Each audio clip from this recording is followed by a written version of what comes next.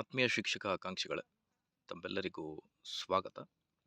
ಇಂದಿನ ಈ ಒಂದು ವಿಡಿಯೋದಲ್ಲಿ ಶಿಕ್ಷಕರ ನೇಮಕಾತಿ HK ಮತ್ತು ನಾನ್ HK ಎರಡು ವಿಭಾಗದಲ್ಲಿ ಸೇರಿ ಸುಮಾರು 18,000 ಶಿಕ್ಷಕರ ನೇಮಕಾತಿ ಕುರಿತು ಇಂದಿನ ಈ ಒಂದು ವಿಡಿಯೋದಲ್ಲಿ ಒಂದು ಪ್ರಮುಖ ಮಾಹಿತಿಯನ್ನು ತಮ್ಮೊಂದಿಗೆ ಶೇರ್ ಮಾಡ್ತಾ ಇದ್ದೀನಿ. PST, GPSTR ಮತ್ತು HSTR ನೇಮಕಾತಿ ಕುರಿತು ಒಂದು ಬೈಕ್ ಅಪ್ಡೇಟ್ ಶಿಕ್ಷಕ ಆಕಾಂಕ್ಷಿಗಳಿಗೆ ಸಿಹಿ ಸುದ್ದಿ.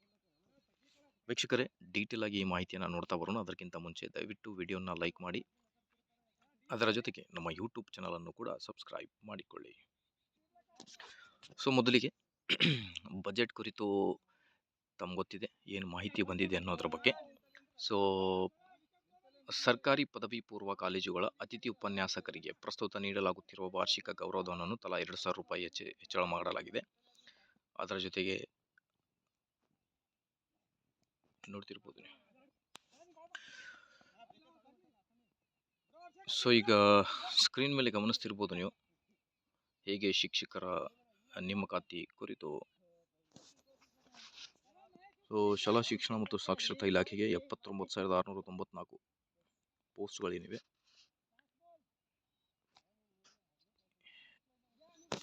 ಸೊ ಈಗ ಮಾರ್ಚ್ 23ರ ನಂತರ ಅಧಿಸೂಚನೆಗಳು ಬರಬಹುದು ಅನ್ನೋದ್ರ ಬಗ್ಗೆ ಭಾಳಷ್ಟು ಶಿಕ್ಷಕ ಆಕಾಂಕ್ಷಿಗಳು ಮಾಹಿತಿಯನ್ನು ಪಡೆದುಕೊಂಡಿದ್ದಾರೆ.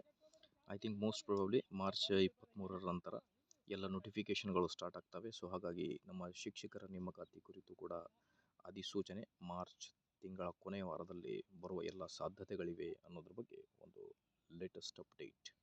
ಈಗ ಶಿಕ್ಷಕರ ನೇಮಕಾತಿಗೆ ಬೇಕಾಗಿರುವ ಅಗತ್ಯ ದಾಖಲೆಗಳ ಪಟ್ಟಿ ಕೂಡ ನೀವು ಸ್ಕ್ರೀನ್ ಮೇಲೆ ಗಮನಿಸ್ತಿರ್ಬೋದು. ಈ ಎಲ್ಲ ಡಾಕ್ಯುಮೆಂಟ್ಸ್ಗಳು ಬೇಕಾಗುತ್ತೆ. ಮಾಹಿತಿ ಇಷ್ಟದಲ್ಲಿ like, share and subscribe. Thank you friends.